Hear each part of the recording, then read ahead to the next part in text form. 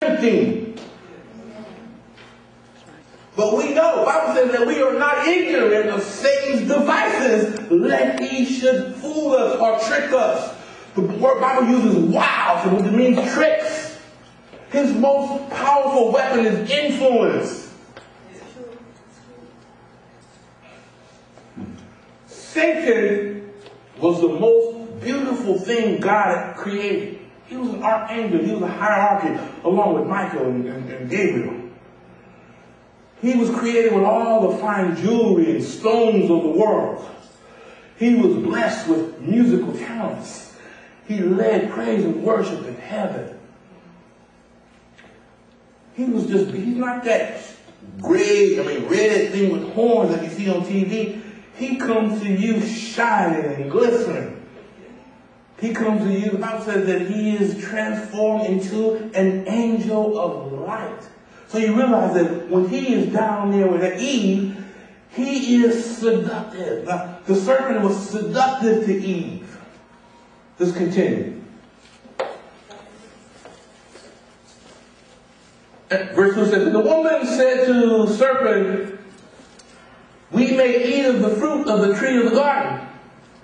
But the fruit of the tree which is in the midst of the garden, God had said, you shall not eat of it, nor shall you touch it, lest you die. Then the serpent said to the woman, you will not surely die, for God knows that in the day you eat of it, your eyes will be open, and you will be like God, knowing good and evil. Now there's a couple of things here I want to show you. First thing, why is the woman debating with the devil?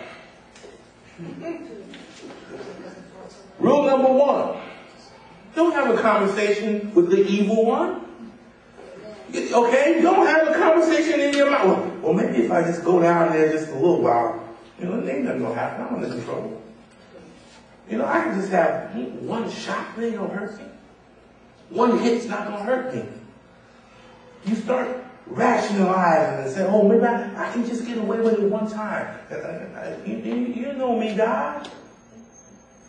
Don't have them conversations, because the battlefield is in your mind.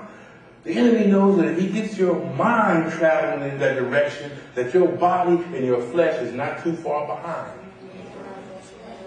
She should have said, speak to the hands. Nate, I'm out of here.